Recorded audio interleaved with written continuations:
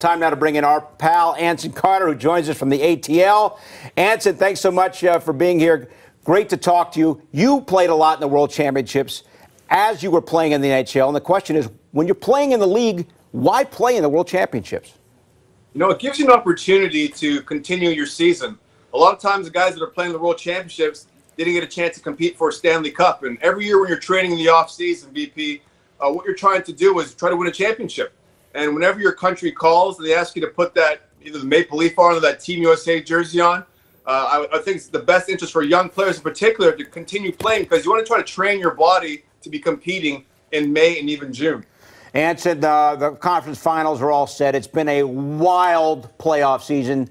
How come regular season success is not predictive of playoff success? Because it's all about parity. That's what it comes down to. With the NHL, the way it's set up right now, the salary cap, anybody can beat anybody. Just have to get it. Look at the LA Kings a few years ago. They won a championship after being an 8th seed out west. We saw Nashville Predators do exactly the same thing. So all you got to do is get in, and the playoffs are a different animal. If you get hot at the right time of the year, if you get outstanding goaltending, we've seen Henrik Lundqvist do this with the New York Rangers in the past. We saw Bobrovsky so far this year before they got eliminated by the Boston Bruins. Do the same exact thing for the Columbus Blue Jackets. So goaltending is the one X factor that if you get that, you got a chance to upset any of the perennial favorites. AC, the two Rangers and the Devils aren't in the playoffs, but big news here obviously is the way the NHL Draft lottery finished out, 1-2, Devils and the Rangers.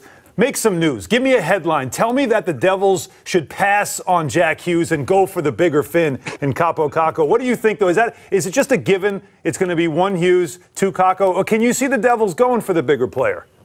No, I think that it's going to go with Jack Hughes. If you want a headline maker, talk to your man BP. I just give you the solid, common sense points. And Jack Hughes, the guy, he's got a relationship already with their best player. And also, like when you have a player like Jack Hughes that comes along, you have to take him because you build your team through the middle. And this guy has generational talent. He has the ability to set up players. He's got the ability to make plays by himself. He's a little bit undersized, but I watched his brother Quinn play this past 2 years at the University of Michigan, and he's a dynamic skater. We've seen Cale Makar make that transition from UMass to the Colorado Avalanche, and Jack Hughes be the same exact player. What I would tell you guys, though, is when I evaluate young players, I watch the World Championships first. And if they could have a strong World Championships like Austin Matthews has, like Jack Eichel has in the past, then that tells me that their game translates rather quickly to the National Hockey League level. All right, so you gave me a headline then because you told me Jack Hughes is the Zion Williamson of the NHL Draft. You've got to take him. You can't pass on him. Generational talent. All right, so then Kaapo Kakko, the Finn, has been playing against grown men, pros over in Finland. How much of an advantage is that for him as somebody that can maybe step in and play right away? It'll certainly help, but you're drafting for the next 10 to 15 years, right? You're not drafting for next year in particular. So Kakko might come in and be unreal. And I remember back in '97, my second year in the league, we had a guy named Joe Thornton, drafted number 1 overall, and we had Sergei Samsonov play in the IHL, play with grown men, Detroit Vipers, and Sammy came in and took the league by storm. Won the Rookie of the Year. Joe was in and out of the lineup. Burnsy brought him along really slowly. But eventually, over the last 20 years, Joe Thornton's would be one of the best passers the National Hockey League has seen, you know, over the history of the game. So you can't go back and tell me, well, I would take Samsonov over Thornton. And it's only because Samsonov was more NHL ready, but over the course of 10 or 15 years, Joe Thornton proved to be the better player.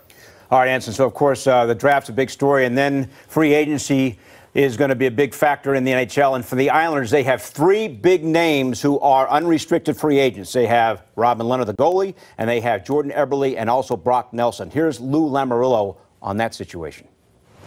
That's a great word, challenge, huh? They did a tremendous job this year, and we're going to have to see exactly, you know, how we can fit them all in. But we'd like them back without question. But you know, they have to make decisions, and we have to make decisions. But they're all quality human beings. They're quality players, and they've been an integral part of this organization this year. Also, the captain, Anders Lee, is a free agent. Back to Anson Carter. Anson, throughout your career, you were a free agent a couple of times, handful of times. What's it like when you had that opportunity to change teams? It's nice to look around. The grass isn't always greener. I can tell those guys that for sure. I mean, it all depends on how the organizations treat you. The places where I've been and the organization's been solid to me, I'd want to stay there all the time. And If the economics made sense, it made sense. But if you're not treated properly, then it makes sense to go other places. I look at Robin Lehner with all the extra support they've given him off the ice, and he's thrived because of that, being one of the top goalies in the NHL. If I'm Robin Lehner, I'd take a little bit less to stay in New York. Anders Lee, same exact thing, captain of the team. Where else are you to go to be the captain of an NHL team? He's been there for a long time. I don't think I'd go anywhere either.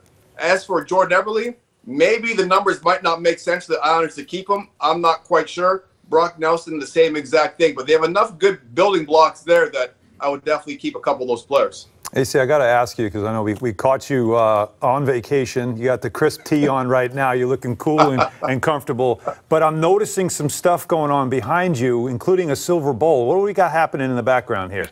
And a Yankee hat, that's one too? of my World Championship bowls from Team Canada. I got one for the World Juniors and one for the Men's World Championships. And, you know, like I said, I only have one. I only have room for one. I've got plans for redecorating the basement eventually. I got my Yankee hat. You've panned down a little bit lower. I've got a couple of my action figures there, but I've got two of my other World Championship bowls in the garage right now. I use those to help feed the dogs. Come on. I got a great day, the French Bulldog, so they're keeping my dogs lean. You know what I'm saying? Who are you, Clark Gillies? You got the dog. Hey, we're just grateful we found you today, Anson. You were MIA there for a little while. Hey, Alan, my combo's like you and BP. I got a great Dane like you and a French Bulldog, my man, Bill Pidto. Yeah. You keep calling me BP, all right? But that's fine. Hey, conference finals coming up here. What do you think? You got San Jose and St. Louis in the West, and, of course, in the East is Boston and Carolina. It's hard to bet against Chief Craig Berube. The job that he's done is a former teammate of mine. You know, he's not an X and O's guy. He's about getting to know you. He's never lied to you. He's about being honest. And today's players, that's all you want. You don't want any gray area. You want black or white. So it's hard to bet against them, but I think San Jose is the team to beat out West. You've got Erik Karlsson and Brent Burns in the back end. You've got Joe Pavelski coming back. He looks like he's healthy right now. Couture, Tomas Hertl, and Joe Thornton playing for the big fella. Finally get the Stanley Cup, hopefully.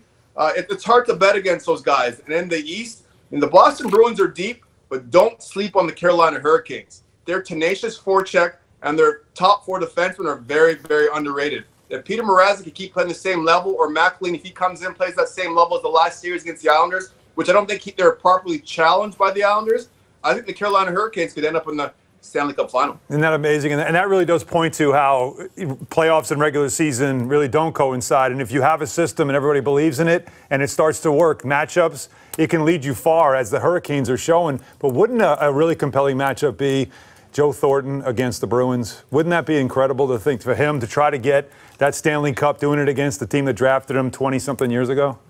I would love that. You know, you see a guy getting drafted first overall. It's very rare those picks get moved before, like, the end of their careers, right? Usually if you're getting drafted first overall, you normally finish your career there after 10, 15, 20 years. But Joe Thornton was traded early. They didn't think he had what it took to win a championship. He's been close a couple of times. I'd love nothing more to see Joe Thornton hoist Lord Stanley's Cup and, end his career up in Silicon Valley, because he's been one of the best passers. But you know what, guys? He's one of the best guys in the NHL. You could never root for a more solid guy than Joe Thornton. He'll give the shirt off your back, and I'm definitely rooting for him, that's for sure. Anson, thanks so much for picking up the phone. We found you, and we're grateful that you joined us here. Thanks so much, pal, all right? Listen, before I go, I want to congratulate you on your Emmy, Bill. Congratulations. Right. Great job, great work, my man. Valley, same thing. And, hey, Alan, make sure his head doesn't get too big. It's hard not to work with him as it is. Now he's an Emmy winner again. It's impossible dealing with him right now. Just to clear something up here, Anson, when you come to work in our hockey studio, you have an Emmy winner on one side and an Emmy winner on the other side. Yeah. And you're in the middle, and you don't have a trophy yet. Oh, no, he doesn't. He has 3 World Championship bowls. 2 of them are for the dogs, Bill. He's got so many, he doesn't know what to do with them. That means? Al, this just means that money can buy you anything, right? Hey, Anson, you're funny. He's the best. He's the best. Talk to you soon, all right, pal? Appreciate you. All right, fellas. Have a good time.